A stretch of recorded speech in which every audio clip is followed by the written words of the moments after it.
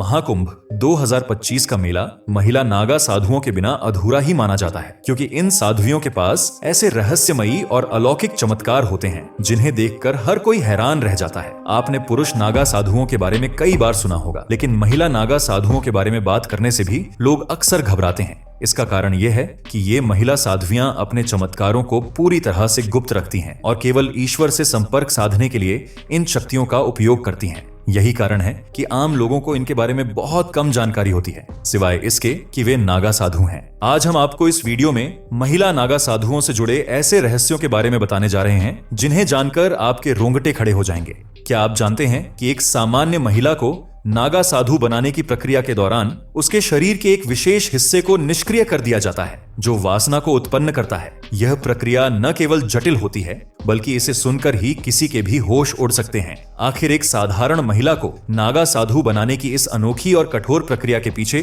क्या कारण और रहस्य छिपा है, इस वीडियो में आपको इसका पूरा सच बताया जाएगा। लेकिन उससे पहले यदि आप भगवान में आस्था रखते हैं तो इस वीडियो को लाइक करें और कमेंट बॉक्स में हर हर महादेव जरूर लिखें। महिला नागा साधुओं का विषय एक ऐसा रहस्यमयी पहलू है जिसे समझना और जानना हर किसी के लिए उत्सुकता का विषय है। क्या महिला नागा साधु वास्तव में होती है या ये केवल पुरानी कथाओं और पौराणिक किताबों का हिस्सा है? इस सवाल का जवाब बेहद स्पष्ट है। हाँ, महिला नागा साधु होती है, लेकिन उनके अस्तित्व से जुड़ी कहानी और उनकी जीवन शैली इतनी गूढ़ और अनोखी है कि इसे समझने के लिए धैर्य और ध्यान की आवश्यकता है। अब सवाल यह है कि महिला नागा साधु भी क्या पुरुष नागा साधुओं की तरह निर्वस्त्र रहती हैं? और नागा साधु बनने के लिए महिलाओं को अपने शरीर का कौन सा हिस्सा त्यागना पड़ता है? इन सवालों के जवाब भी उतने ही चौंकाने वाले और रोमांचक हैं। नागा साधु बनने की प्रक्रिया जितनी कठोर और रहस्यमयी पुरुषों के लिए है, उतनी ही महिलाओं के लिए भी होती है। उनके जीवन में त्याग, तपस्या और कठिनाइयों का ऐसा द्वार आता है जिसे समझ पाना सामान्य इंसान के लिए बेहद मुश्किल है। नागा साधु बनने की यात्रा किसी साधारण साधु के जीवन से बिल्कुल अलग होती है। नागा साधुओं की सबसे प्रमुख पहचान उनके लंबे बाल, भभूत से लिपटा नंगा शरीर और हर समय तपस्या में लीन रहना है। वे इस दुनिया से पूरी तरह अलग थलग रहते हैं और सांसारिक मोह माया से मुक्त होकर भगवान में लीन रहते हैं। लेकिन यह जानना जरूरी है कि नागा साधु केवल उनकी बाहरी पहचान तक सीमित नहीं होते। उनके भीतर का त्याग, तपस्या और आत्मिक शक्ति उन्हें साधारण इंसान से अलग बनाती है। महिला नागा साधु भी इसी कठिन और जटिल प्रक्रिया से गुजरती हैं। नागा साधु बनने के लिए एक पूरी प्रक्रिया होती है जिसे कई वर्षों तक निभाना पड़ता है। यह प्रक्रिया तहकीकात से शुरू होती है। इसे अखाड़े में प्रवेश पाने की पहली प्रक्रिया माना जाता है। जो महिलाएं नागा साधु बनना चाहती हैं, उन्हें सबसे पहले अखाड़े में शामिल होना पड़ता है। इस दौरान उनके व्यक्तित्व, उनकी इच्छा शक्ति और उनके समर्पण की गहराई से जांच की जाती है। अखाड़े के वरिष्ठ साधु यह तय करते हैं कि क्या वह महिला इस कठिन तपस्या और जीवन शैली के लिए तैयार है। यदि वह योग्य पाई जाती है तो उसे अखाड़े में स्थान दिया जाता है। अखाड़े में प्रवेश के बाद महिला को साधुओं के साथ कई वर्षों तक तपस्या करनी पड़ती है। इस दौरान उसे अपने सांसारिक मोह माया,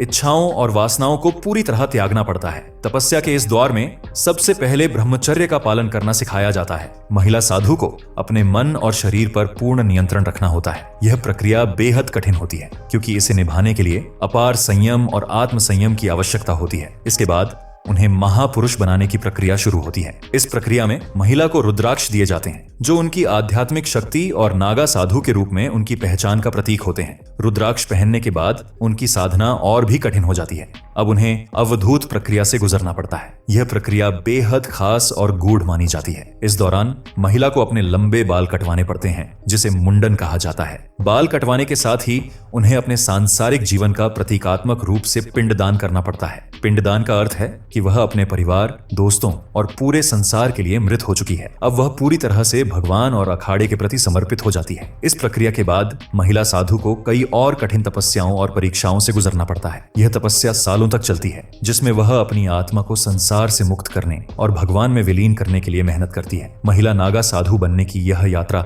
जितनी कठिन है, उतनी ही रहस्यमय भी। यह न केवल उनके बाहरी जीवन को बदल देती है, बल्कि उनकी आत्मा को भी एक अलग स्तर पर पहुंचा देती है। उनका जीवन पूरी तरह भगवान के चरणों में समर्पित हो जाता है। यही कारण है कि महिला नागा साधुओं के बारे में बहुत कम जानकारी मिलती है। वे अपने जीवन और चमत्कारों को पूरी तरह गुप्त रखती हैं। महिला नागा साधुओं का जीवन और उनकी दीक्षा प्रक्रिया अत्यंत जटिल और रहस्यमयी है। नागा साधु बनने की इस यात्रा में कई कठोर परंपराओं और रिवाजों का पालन करना पड़ता है। दीक्षा के अंतिम चरण में एक विशेष प्रक्रिया होती है, जो अखाड़े में एक खंभे के नीचे संपन्न की जाती है। इस प्रक्रिया में कई धार्मिक और आध्यात्मिक रिवाज पूरे किए जाते हैं, जिनमें सबसे प्रमुख है लिंग भंग की प्रक्रिया। इस प्रक्रिया के माध्यम से साधुओं को वासना और सांसारिक इच्छाओं से पूरी तरह मुक्त कर दिया जाता है और उनका शरीर एक तरह से निष्क्रिय बना दिया जाता है। यही प्रक्रिया उन्हें नागा साधु के रूप में स्थापित करती है। कुंभ मेले के दौरान कई गुरुओं द्वारा दीक्षा दी जाती है और यह प्रक्रिया विशेष रूप से इसी पवित्र अवसर पर संपन्न होती है। महिला नागा साधु बनने की यात्रा भी इतनी ही कठिन होती है जितनी पुरुष साधुओं के लिए होती है। महिलाओं को नागा साधु बनने से पहले 10 से 15 वर्षों तक कठिन ब्रह्मचर्य का पालन करना पड़ता है। इस अवधि के दौरान उनके गुरु यह जांचते हैं कि क्या वह ब्रह्मचर्य और संयम का पालन कर सकती हैं। यदि गुरु इस बात से संतुष्ट हो जाते हैं कि वह पूरी तरह तैयार हैं, तो उन्हें नागा साधु के रूप में दीक्षा दी जाती है। नागा साधु बनने के लिए दृढ़ इच्छा शक्ति और सन्यासी जीवन जीने की प्रबल भावना होनी चाहिए। महिला नागा साधु बनने से पहले अखाड़े के साधु और संत उस महिला के परिवार, समाज और यहाँ तक कि पिछले जन्म तक की जांच पड़ताल करते हैं। दीक्षा प्रक्रिया के दौरान महिला को अपने जीवन और परिवार से पूरी तरह मोह त्याग कर खुद का पिंडदान करना पड़ता है। पिंडदान का अर्थ यह है कि वह संसार और अपने परिवार के लिए अब मृत हो चुकी है। इसके बाद पुरुष नागा साधुओं की तरह ही महिला साधुओं का भी मुंडन किया जाता है। मुंडन के बाद उस महिला को नदी में स्नान के लिए भेजा जाता है। यह स्नान शुद्धिकरण की प्रक्रिया का एक अभिन्न हिस्सा है। इसके बाद महिला साधु अपने नए जीवन में प्रवेश करती है। महिला नागा साधु सुबह जल्दी उठती हैं और शिव जी के जाप में लीन हो जाती हैं। उनके दिन की शुरुआत भगवान शिव की आराधना से होती है। दोपहर में भोजन करने के बाद वह फिर से भगवान का जाप करती हैं और शाम तक साधना में ही समय बिताती हैं। अखाड़े में महिला नागा साधुओं को पूरा सम्मान दिया जाता है। जब कोई महिला पूरी तरह से नागा साधु बन जाती है तो अखाड़े के सभी साधु संत उन्हें माता कहकर संबोधित करते हैं। लेकिन सन्यासी बनने से पहले महिला को यह साबित करना होता है कि अब उसका अपने परिवार और समाज से कोई लगाव नहीं है। केवल जब आचार्य इस बात से संतुष्ट हो जाते हैं तभी उन्हें दीक्षा प्रदान की जाती है। महिला नागा साधुओं को पुरुष नागा साधुओं की तरह पूरी तरह नग्न रहने की अनुमति नहीं होती। उन्हें अपने शरीर पर भगवा कपड़ा लपेटने की अनुमति होती है, जो ठंड, गर्मी या बरसात हर मौसम में उनकी एकमात्र पोशाक होती है। यहाँ तक कि तीर्थ स्थलों में भी उन्हें नग्न स्नान करने की अनुमति नहीं दी जाती। दिलचस्प बात यह है कि महिला नागा साधु बनने की इच्छा केवल भारत की महिलाओं तक ही सीमित नहीं है। कई विदेशी महिलाएं भी नागा साधु बनने की प्रक्रिया में गहरी रुचि दिखाती हैं। विशेष रूप से कुंभ मेले के दौरान नेपाल, जर्मनी, मॉस्को, अमेरिका और अन्य देशों से महिलाएं अखाड़ों में आती हैं। इनमें से कई महिलाएं अत्यधिक शिक्षित और युवा होती हैं। कुछ साध्वियां गृहस्थ जीवन को त्याग कर साधु बन चुकी होती हैं। जूना अखाड़ा जैसे प्रमुख अखाड़ों में ऐसी कई महिला साध्वियां हैं जिन्होंने अपना पूरा जीवन भगवान की आराधना और साधना को समर्पित कर दिया है। उनके लिए संसार से कोई मोह नहीं है और उनका पूरा जीवन हरि भजन और भगवान शिव की आराधना में बीतता है। इन साध्वियों का पहनावा, तिलक और श्रृंगार अखाड़े के नियमों के अनुसार होता है। यही कठोर अनुशासन और समर्पण नागा साधुओं को विशेष और अद्वितीय बनाता है। दोस्तों, अब मैं आपको जो बताने जा रहा हूँ वह बेहद हैरान करने वाला है। क्या आपने कभी सोचा है कि ये नागा साधु या महिला नागा साधु जो कुंभ के मेले में दिखाई देते हैं, बाकी समय कहाँ और कैसे रहते हैं? यह बात शायद ही किसी ने गहराई से सोची होगी। नागा साधु आमतौर पर तपस्या में लीन रहते हैं और साधना के लिए अखाड़ा छोड़कर गुप्त स्थानों जैसे कंदराओं में चले जाते हैं। कंदरा का मतलब होता है पर्वतों की गुफाएं। नागा साधु भौगोलिक स्थानों के आधार पर अलग अलग नामों से जाने जाते हैं। उदाहरण के लिए पर्वतों में रहने वाले साधुओं को पर्वतागिरी, नगरों में रहने वाले साधुओं को पुरी और जंगलों में रहने वाले साधुओं को अनन्य कहा जाता है। ये साधु अलग अलग स्थानों पर रहते हैं और वहां साधना करते हैं। कहा जाता है कि कुंभ मेले से पहले और उसके बाद नागा साधु हिमालय, पहाड़ों और जंगलों की गुफाओं में जाकर साधना करते हैं। वे एक गुफा में कुछ वर्षों तक रहते हैं और फिर दूसरी गुफा में चले जाते हैं। उनका ठिकाना इतना गुप्त होता है कि किसी को यह पता नहीं होता कि वे इन दिनों कहाँ हैं और क्या कर रहे हैं। कई बार कुछ नागा साधु सन्यासी